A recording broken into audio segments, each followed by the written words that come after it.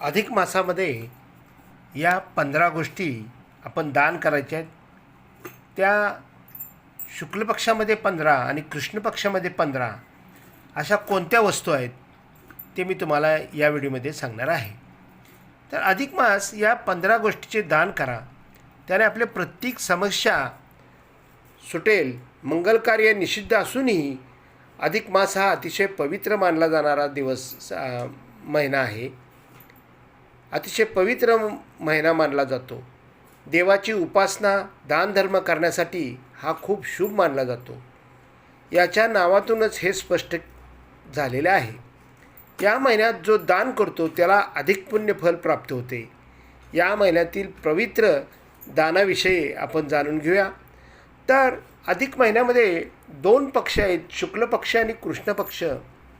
तर कृष्ण पक्षामध्ये आणि शुक्ल पक्षामध्ये आपण कोणकोणत्या पद्धतीचं दान आपण करायचं आहे ते आपण या व्हिडिओमध्ये पाहूया.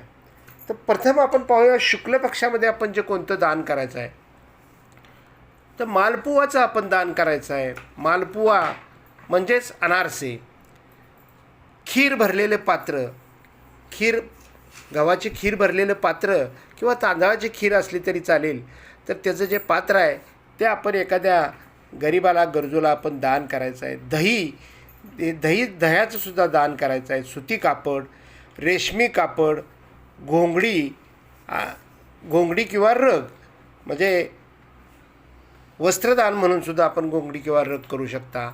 त्याचबरोबर तूप, तीळ आणि गूळ, तिळगुळ जर ते एकत्र केलं तरी सुद्धा उत्तम. तांदूळ, गहू, दूध, खिचडी, साखर आणि मध, तांब्याचं पात्र, चांदीचा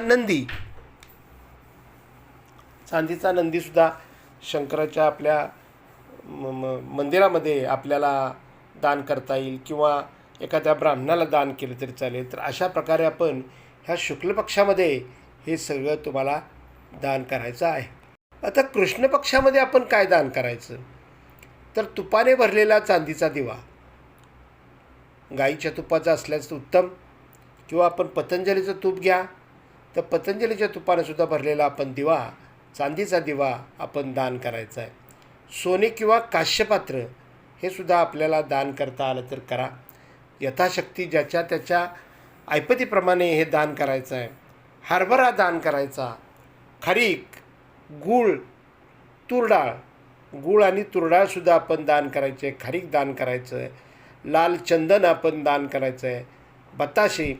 बताशे आपण दान करतोच, ते आपण जावयाला करायचे असतात. ते 33 स्वरूपात करायचे. ह्या कोणत्याही वस्तू तुम्ही 33 स्वरूपात दिल्यास अतिउत्तम, पण एक दिली तरीसुद्धा काही हरकत नाही. तर तुम्हाला शक्य असेल तेवढं दान तुम्ही करायचं आहे. बताशे तुम्ही 33 दिल्यास उत्तम. कापूर, केवडा, अगरबत्ती, केशर, कस्तुरी, गोरोचन, शंख, गरुडघंटा, मोती किंवा मोतीमणी, हिरा किंवा पन्ना रत्न हे तुम्ही दान करायचं आहे. तर हे प्रत्येक वस्तू तुमच्याकडून 33 पटीनं 33 स्वरूपात जर दान झाले तर उत्तम, पण ज्याच्या त्याच्या पद्धतीनं ज्याला शक्य आहे त्यांनी ते करायच्यात. मालपुवा म्हणजे अनारसा 33 द्यायच्या, बताशे 33 द्यायचे आहेत.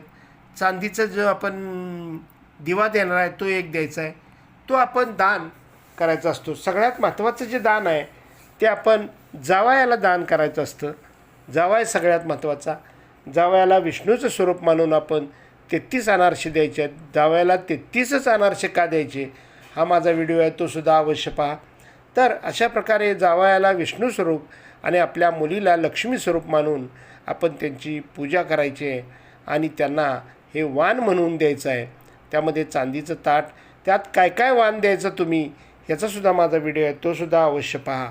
तर अशा प्रकारे आपण हे दान द्यायचं आहे आणि हे दान दिल्यामुळं आपल्याला जे पुण्यफल प्राप्त होतं त्याची गणना कशाची करता येत नाही.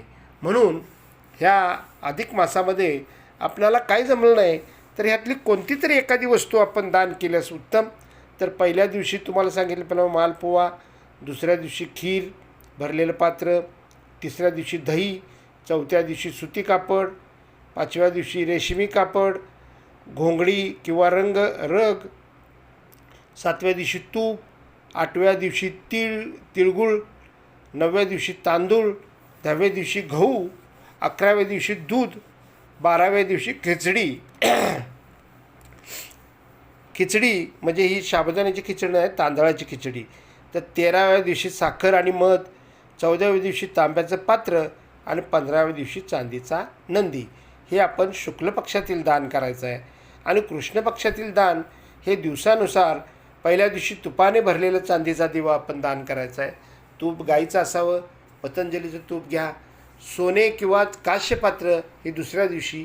तिसऱ्या दिवशी हरभऱ्याचं आपण दान करायचं आहे. 4थ्या दिवशी खारीक द्यायची आहे. 5व्या दिवशी गूळ आणि तुरडाळ द्यायची आहे. 6व्या दिवशी लाल चंदन आपण द्यायचं आहे. 7व्या दिवशी बताशे, 8व्या दिवशी कापूर, केवडा अगरबत्ती हे दान करायचे आहे. 9व्या दिवशी केशर, 10व्या दिवशी कस्तुरी आणि 11व्या दिवशी गोरोचन. गोरोचन म्हणजे 11व्या दिवशी गोरोचन, 12व्या दिवशी शंख आणि 13व्या दिवशी गरुडघंटा आणि 14व्या दिवशी मोती किंवा मोतीचं मणी आणि 15व्या दिवशी हिरा किंवा पन्नारत्न. अशा प्रकारे आपण हे दान करायचं आहे. आणि हे दान हे सर्वश्रेष्ठ आहे. आणि ह्या श्रेष्ठ अधिक मासामध्ये दान करून श्रीहरी विष्णू आणि लक्ष्मी मातेला आपण प्रसन्न करून घ्यायचं आहे. जास्तीत जास्त ते आपण आपल्या घरी जावयांना आणि मुलीला जे बोलवलेलं असतं त्यांची सादर संगीत पूजा करून आपण त्यांनासुद्धा चांगल्या प्रकारचं दान शक्य आहे ते असेल ते दान तुम्ही करा. त्यामध्ये चांदीचं ताट आहे, चांदीचा दिवा आहे, 33 अनारसे आहेत, 33 बताशे आहेत. हे आपण दान केलं तरीसुद्धा चालेल. तर हे दान आपण जावयांना लेकीलासुद्धा करायचं आहे. बाकीचं दान तुम्ही गोरगरिबांना, ब्राह्मणाला, आश्रमांना तुम्ही दान करू शकता.